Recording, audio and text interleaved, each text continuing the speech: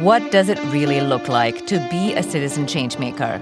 Welcome to Future Hindsight, where we take big ideas in civic life and democracy and turn them into action items for you and me. Because democracy is not a spectator sport. And hang on to this thought right now, because today's conversation is all about that. Tomorrow starts right now. I'm Mila Atmos.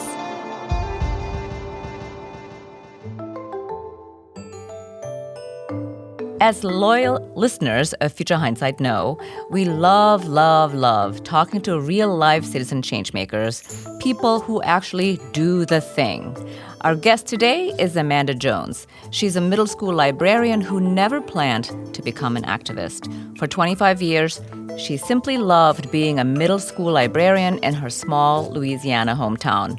But when she spoke up at a public library board meeting against book bans, everything changed. What followed were death threats, lies, and a 3-year battle that transformed her into a fierce defender of democratic access to information.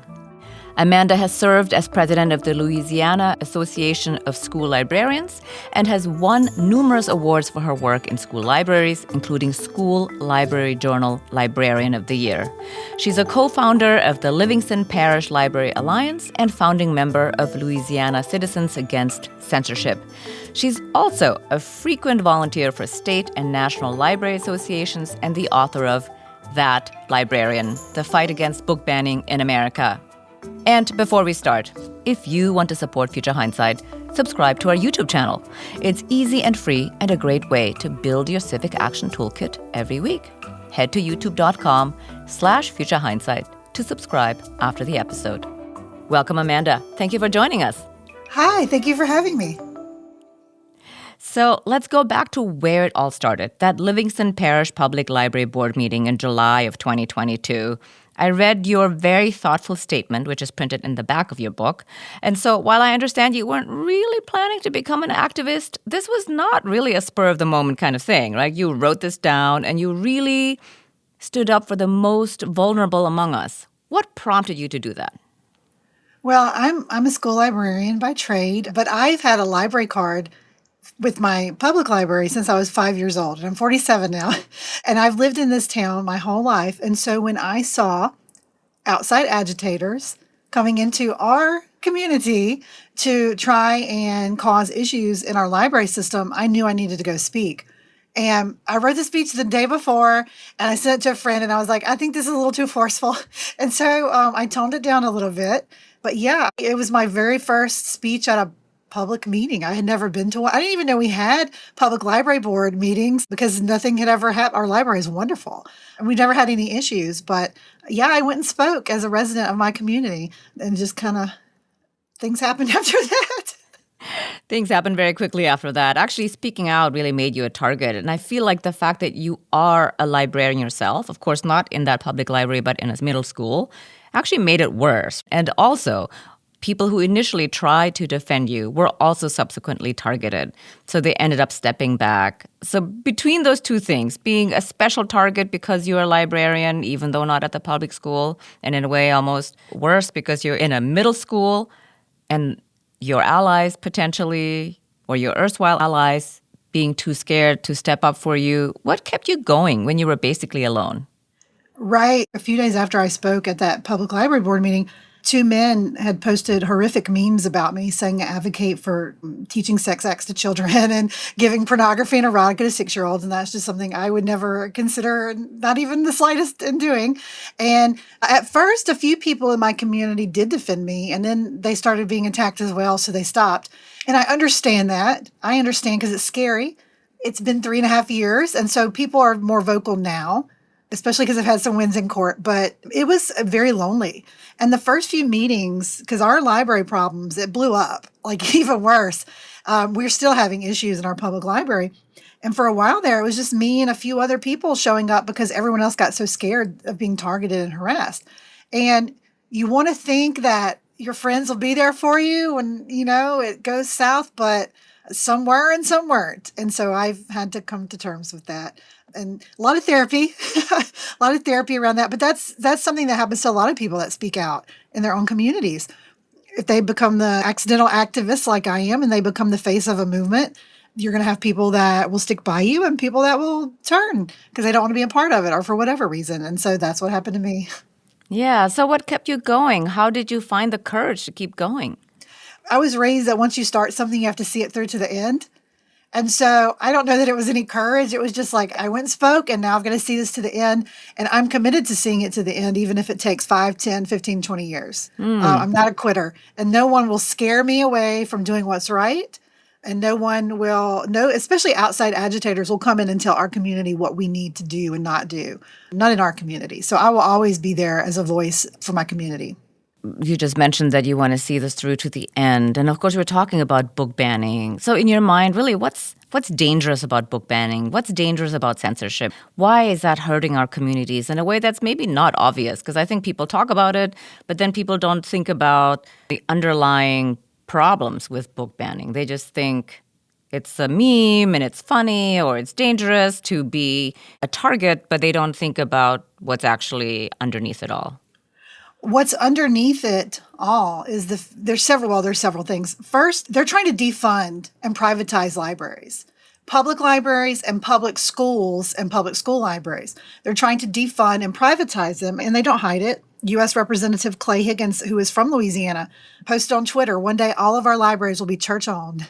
And when one certain religion controls all of the resources, they can do what they want with them and leave everyone else out.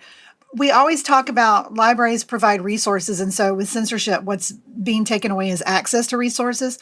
There's not a lot of focus on the fact that the books that are being targeted to be censored, removed from the shelves, banned, are books that are either written by or have characters from historically marginalized communities. This would be the LGBTQIA plus communities, people of color, indigenous groups, anything with accurate history. And first of all, we shouldn't be leaving anyone out in our community. Everyone deserves to be seen, felt, heard, and represented on the shelves of our library. But what it tells people in your community, if you want to ban a book with LGBTQ plus characters in it, is that you don't only just want to ban those books, but you want to ban them and just insinuate that they shouldn't exist and that they don't deserve a position in your community as well. And it's very harmful because I teach students that have 2 moms and 2 dads or from all walks of life, and every single one of them deserve to have their stories told and to be represented and seen. I don't want any child to ever feel, or any patron, any person in our community to ever feel like they don't belong in our society.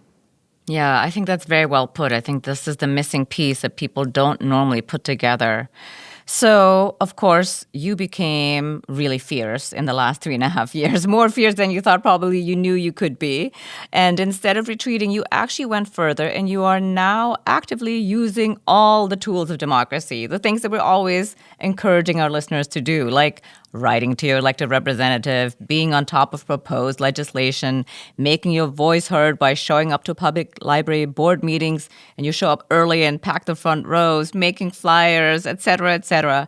So tell us about the impact of your civic engagement. What were the most effective ways that you've discovered really move the needle in your community? Well, in our community, we've tried email campaigns, and those have really worked. We also have used social media to our advantage. We have my local library alliance, Livingston Parish Library Alliance. There are several of us that control the social media platforms. Our meetings are streamed live, our library board meetings, but we try to take snippets. Like maybe someone didn't catch that a legislator or someone said something that was really awful that they didn't quite catch. So we make sure to highlight that. And we encourage people to show up. We encourage people actually to show up and wear purple, because we tell everybody in our community that it's not a red or a blue issue, or it shouldn't be. Libraries are for everyone. And so red and blue together make purple. So show up, let's join together for our libraries. We just try to dispel myths, rumors, lies, and make sure that our library workers feel supported. Just this week, we rallied behind them to help them get a cost of living increase, a raise, and even encouraging people who don't want to speak. We still teach them how they can show up and fill out cards where they don't have to speak, but just their presence, wearing a purple shirt can help. And in the legislature, Louisiana legislature, we found that our email campaigns have really hit home with them. Even legislators in the committee meetings would say, I've got 400 emails against this bill, and I've only got 2 for it. So we're going to go with what the constituents want. And so we ended up sending 44,000 emails in 2024 against the 8 anti-library bills. Or we had 9 anti-library bills and only 1 passed. So I think that was a pretty great success rate considering we are in Louisiana with a very far-right supermajority in the House and the Senate. Yeah, we like to say this all the time, that reaching out to your electeds really does work, because somebody in their office is tallying these emails and tallying phone calls and letters that are even sent by snail mail. And so, like you said, you sent 44,000 emails, and out of 9 bills, only 1 passed. So what is the one bill that passed? The one bill that passed was in Louisiana now, a public library director of a public library system no longer has to have a master's in library science. And the reason why that one was passed was so that they can install anyone, especially church leaders and pastors has been the push to apply for library boards and library director spots. And that's what we're seeing. We've seen 2 in my area. Our director was fired without cause. She didn't do anything wrong. And that was our fear, was that they were going to try to install a pastor or someone without a master's in library science, which is when we had to step up and do our activism work again and make sure that didn't happen at the local level. Right, right. Well, so for the listener, what is the value of a master's degree in library science? Because I think people don't know that. People don't realize a master's in library science, you have so many courses. It's not just about fixing books. People think it's fixing books and reading books, but there's an actual art to collection development, deciding how you're going to purchase, reviews, how you're going to do things, reconsideration policies. What do you do when there's a challenge? It's a fine art of making sure that you use the budget that you have in order to buy the resources that your community needs, because you're never going to have the budget to buy everything. So you have to figure out how to do that, knowing how to catalog things and keep records. And then, of course, programming. I don't know how you could be a librarian without having that master's in library science. There are people that work at libraries that don't have masters in library science, but I think that if you want to go all the way to the top and be a director, you definitely absolutely should have. You should know what you're doing. And we don't have dentists that don't have their dental degrees, or we don't have, if you're going to be a nurse, there are different levels, but you're going to have some education, just like in librarianship. Right, right. It's a multifaceted job that requires proper training. And I think you also learn from what you're saying, discernment as to what kind of books are right for your community, and still have the breadth of access to information that you need despite any budget constraints, let's say. So you just talked about the Alliance. You did what we would call the holy grail of engagement, which is organizing. And we've been on that beat all of 2025 about organizing and joining organizations or founding organizations. So you founded a library alliance to defend your public library. What was the moment that made you think, okay, I need to build something beyond standing up in a meeting? Basically, what I'm getting at is, what is the power of organizing and forming an alliance? Well, I did help organize that first meeting. We didn't have an alliance, but I was putting out the word to people in the community, like, we need to go to this meeting, just friends and family. But afterwards, I realized we're going to be in it for the long haul, especially when they started specifically targeting me. It was really bad the first few weeks, trying to make an example out of me with lies and just to ruin my reputation in my own community, saying things that were not true. But there's power in the people, and I will say this, as a white, straight, cisgender woman, I have a lot of privilege. And so I always want to make sure I use my privilege and get as many people as I can. The libraries are a place for the entire community to go. So we should have people from all walks of life from our community defending it, not just 1 or 2 people. So I'm really proud that our alliance actually has people from multiple political backgrounds, multiple socioeconomic, religious. We're so very different, all of us in the alliance, but we have the common bond that we share, that we love our library and we want to help protect it. But I knew early on that we needed to do something, or they were going to come in and take total control. Yeah, you need to have power of numbers and this broad coalition of people across the spectrum. But tell me a little bit about the work and the people who are members, because obviously they're not all librarians, right? The people who are members of the Alliance. Like, what's the bread and butter activity of the Livingston Parish Library Alliance? We have over 100 people in our alliance. I would say there's only 2 of us that are librarians. We do have a lot of former educators, retired journalists, a lot of people that care about the First Amendment. Our biggest activities are making sure we go to the meetings. We're supposed to have meetings every 2 months, but they like to surprise us and have little pop-up meetings every few weeks. And so we have to make sure that we're watching those agendas to see if agendas are being posted. And once an agenda is posted, we have an alliance group chat, and we decide what are our talking points, what are our tiered talking points, and who's going to say what, and what do we want, and we kind of organize how we're going to speak, who's going to, in what order, and what we're going to talk on at our meetings. Our social media game is strong. Every day we have a group chat, like, what are we going to post today? Do we need to focus on this? Do we need to post about that? But mainly, we're just trying to make sure that we are there for our library workers, because there are 95 library workers in our community's libraries, and almost 90% of them live in our community. And so we want to be there for them, and so we try to help them as well. It's very hard, though, because they can't even be seen associating with us, because they'll get targeted as library workers. And so it's very hard to do, but just making sure we are a visible presence online and at meetings is what we focus on. Until legislative session. Yes, then you really are paying attention to a lot of things. That's really impressive.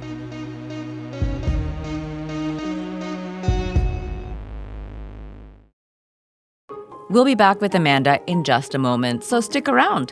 You'll want to hear this episode's Civic Spark, one small step we can all take to be more empowered and ignite collective change. But first, 2026 is the year you launch your business. You heard it here. It's the year you transform into an entrepreneur, founder, or boss. One powerful move puts your future firmly in your hands, and that's starting a business with Shopify. Maybe you've got an idea you can't shake, a craft everyone is telling you to sell, a store you've already designed in your head. With Shopify, 2026 is when you finally make it happen. Shopify gives you everything you need to sell online and in person. And that's why millions of entrepreneurs have already made this leap, from household names like Rode and Skims to first-time business owners just getting started. I mean, after all, Shopify gives you all the tools to easily build your dream store. Choose from hundreds of beautiful templates that you can customize to match your brand. And setup is super fast with Shopify's built-in AI tools that write product descriptions and headlines and even help you edit product photos. Marketing is built in too. You can create email and social media campaigns that reach customers wherever they scroll in the blink of an eye. As you grow, Shopify grows with you. Handle more orders, expand to new markets, and do it all from the same dashboard. In 2026, stop waiting and start selling with Shopify. Sign up for your $1 per month trial and start selling today at shopify.com/hopeful. Go to shopify.com/hopeful. That's shopify.com/hopeful. Hear your first cha-ching this new year with Shopify by your side. And now, let's return to my conversation with Amanda Jones. So you just mentioned other librarians. You travel around all over the country now to speak to librarians everywhere and warning them about what's happening. What's the one thing you most want everyone to know that you wish someone had told you at the beginning? And I'm thinking here specifically about librarians, but also all the people who are against book bans and censorship. I think the biggest thing I like to tell people is that apathy is what's killing our democracy. Just for an example, we had a millage. Our public library, 96%, I think, operating budget is through a tax millage. And it was up for vote about a year and a half ago, and it only passed by 161 votes.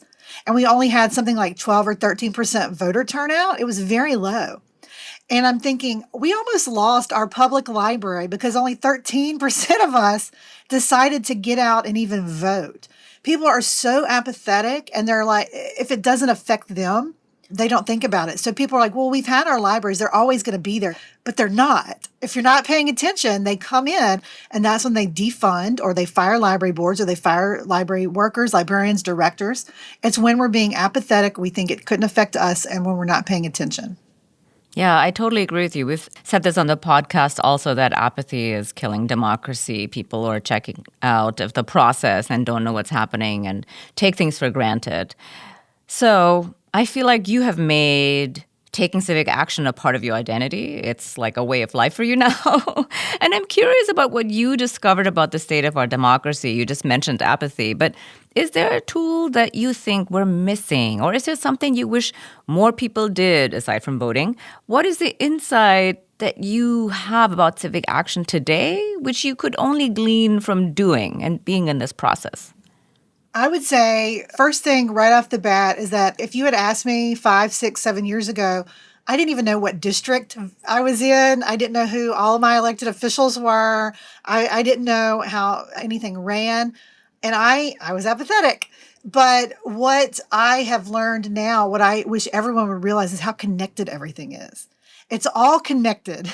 So people will say, well, how is the library connected to, say, immigration? Or how is library connected to, say, women's health, women's rights? And in our country right now, democracy is under attack. Our libraries are under attack. Our public schools are under attack. Journalists are under attack. Museums. But you even go further, women's rights. There's so many different rights. The rights of the individual are being taken away. And we found that when we were speaking out in the legislature, we asked for help from other groups like Planned Parenthood or Louisiana Trans Advocates to help with the library issue, because underlying issue is that we connected our dots and that we are all for human rights and we wanted to help each other, but we also connected that all these different groups, they're all against us. Like there's teams. I hate to say it so simply, it sounds so stupid, but you're either for human rights or you're not. And the people that are not for human rights are all connected. We have started tracing money. So we started tracing all the PACs and the money of all the politicians and the people that are speaking out against the library. They're all friends. They're all donating to each other. They all have the same backers, and they're all in the same political party, the same clubs. It's all connected. So people need to realize just how interconnected your different boards are in your different communities. Yeah, it makes me think about how people are so upset about intersectionality on the right. But really, you're, living this in action, right? The library issue is connected to women's rights and to healthcare in general and to trans rights or LGBTQIA rights writ large. And it's good that you are linking arms and thinking strategically about how to protect the rights that you have. Yeah, well, we figured they're all working together, so we might as well all work together as well. There's strength in numbers. And I do like to use the hashtag better together because we're always better together. So I always will ask the other groups that maybe their cause isn't libraries, but we're connected in some way with human rights. And so I will send email campaigns and things to those groups, and they in turn send us their email campaigns. And so we're more than happy to help and sign on. Our group's happy to help them sign on, and they help us, and we all, work together, which is really funny because in the legislature, the New Orleans Department of Tourism, which you wouldn't think, how does that have to do with libraries? But the American Library Association holds our annual conference in New Orleans every few years. And so libraries affect the New Orleans tourism because our national conference, it's like 8 to 12 million, I think, that it brings into the city of New Orleans.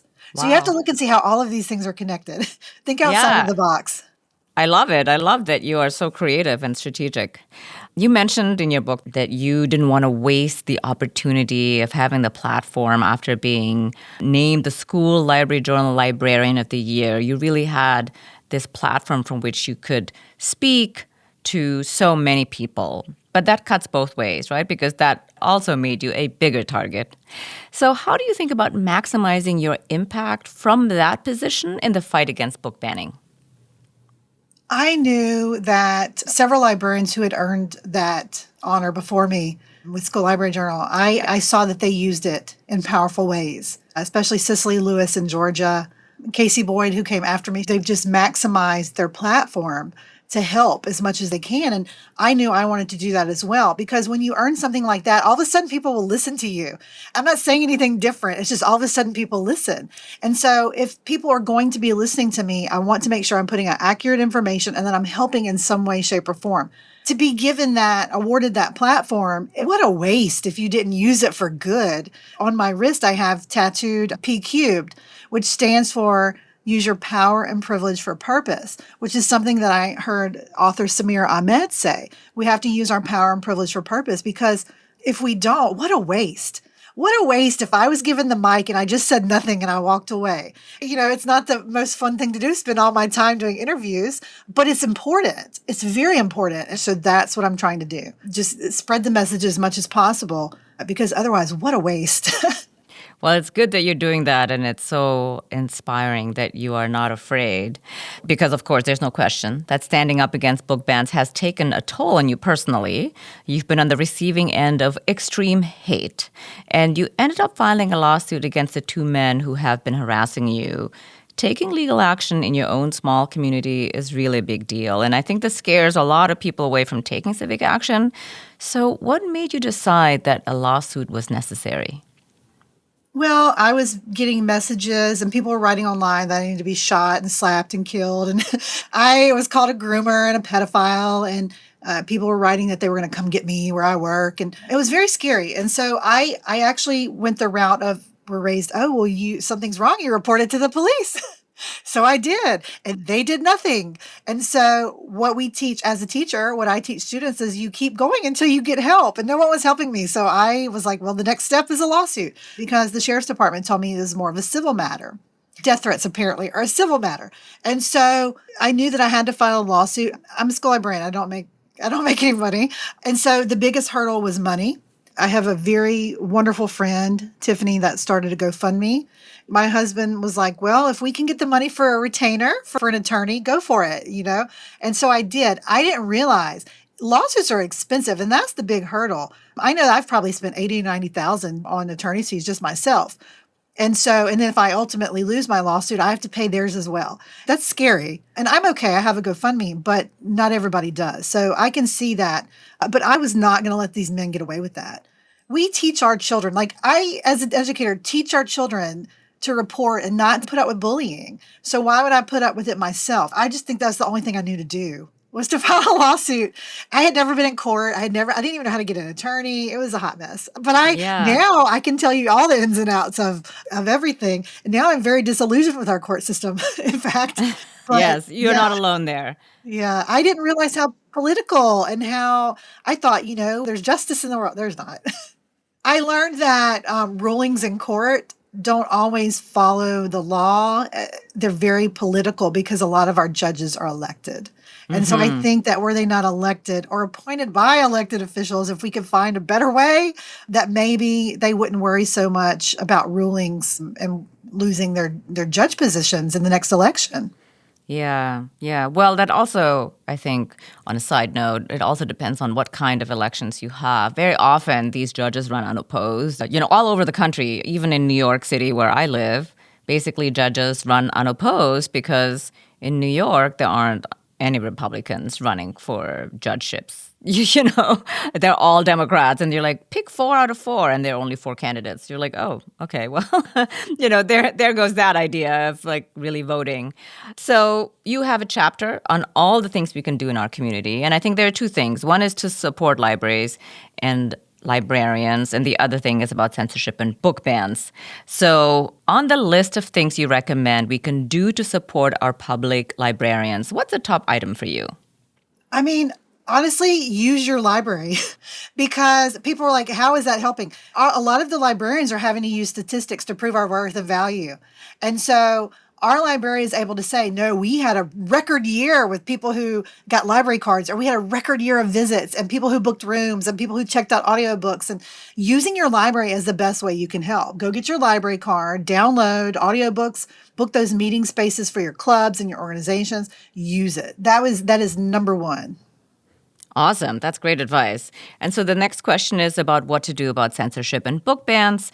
Every week on Future Hindsight, I ask my guest to share a civic spark, one small step we can all take to be more empowered and ignite collective change.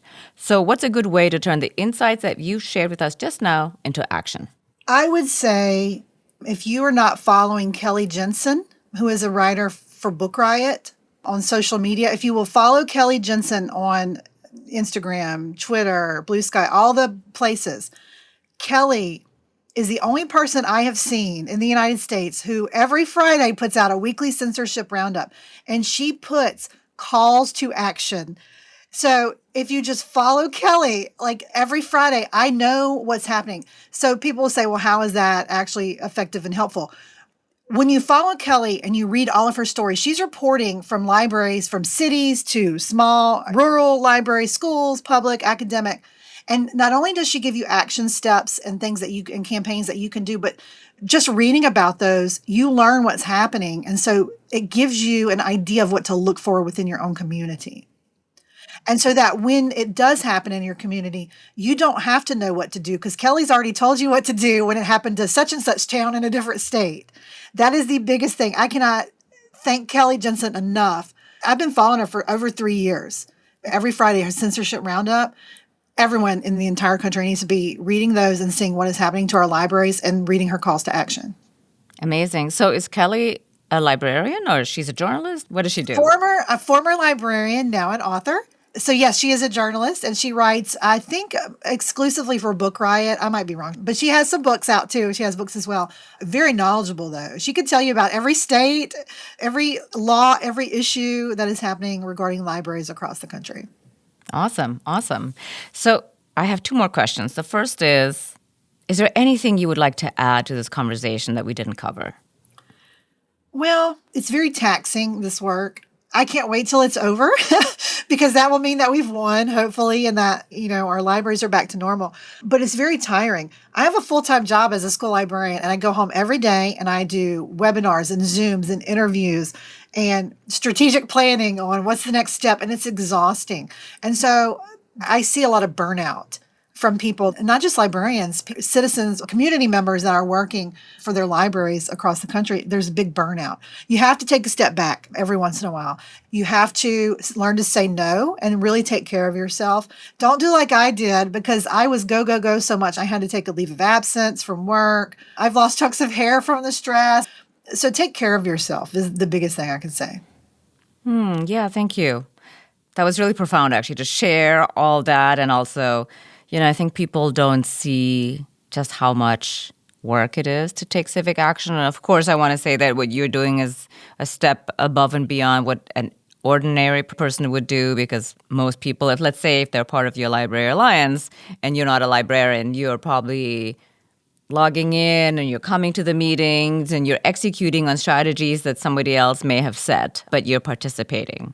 Can I add that Yes. For our alliance, we all have our strengths. So whereas my strength is that I know library law and I have the background for library policies and procedures, there are people in our alliance that are really great at social media and designing things. There are people that are really good with money. So we have certain alliance members that they don't like to speak. They don't like to get in front of everybody, but they'll go through all the campaign finances and the audits and they'll fight. There's people that have skills they don't realize are helpful. And so it takes all of us working together because I don't know how to trace money and I'm not an accountant. And so everyone has something that they can contribute. You just join and you just figure out. You'll eventually figure out. Everybody has their own little niche, their thing that they're really great at to help with the alliance and the cause. Right. Yeah, we don't have to do everything, but we can all do something. That was a hard lesson I had to learn. That's a hard lesson for adulthood writ large. As you're growing up, you learn that you can't do everything. Yeah, you can't. I want to, but I quickly burned out. You burn out when you try to do it all and not delegate and work as a team. I really love that about our alliance is that none of us knew each other beforehand. And now we're very close friends, but we work as a team. No one person is more important. I mean, I founded the alliance, but I'm not their leader. We're a team. And so we all work together. Yeah, well said. And thank you for your not leadership. Last question. Looking into the future, what makes you hopeful? I come to work every day with 9, 10, and 11-year-olds who are so much more empathetic and inclusive and kind and caring than the adults. I just have so much hope for our future because I see these kids. Bullying is an injustice to them. They don't tolerate it anymore. My oldest students now, my first year, they're 34, 35. And so they're just now getting into like adulthood where they're like running for office, and I'm so proud of them. And they're such great kids. I can't even wait till these kids that are 9, 10, 11, when they become in their 20s and 30s, they're going to rule the world. And I think the world is going to be better for it. I can't wait. Yes, here. I hope you're right. But the young people today who are growing up, they are a different kind of humans than when we were growing up. There's a different kind of tolerance, like you said, to bullying and all that. Well, Amanda, thank you so much for joining me on Future Hindsight. It was really a pleasure to have you on the show. Thank you for having me.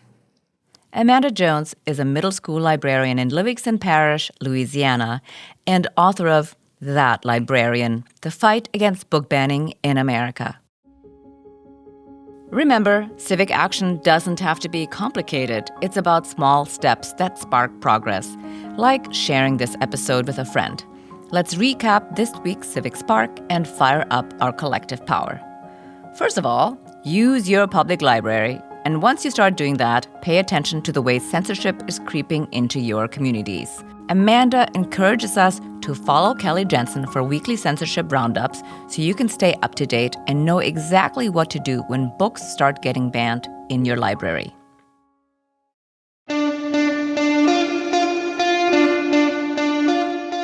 Next week on Future Hindsight, we'll be joined by James Traub. He's the author of The Cradle of Citizenship, How Schools Can Help Save Our Democracy. That's next time on Future Hindsight. Now, be sure to follow us on your podcast app so you'll never miss an episode. And if you're listening on your browser, you can find Future Hindsight on Apple Podcasts, Spotify, or any other podcast app.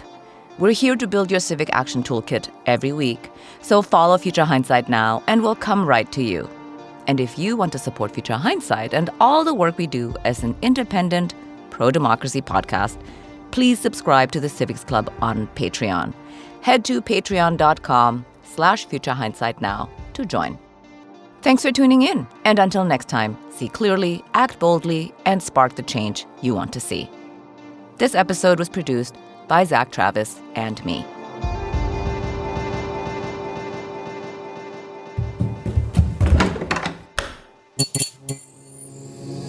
This podcast is part of the Democracy Group,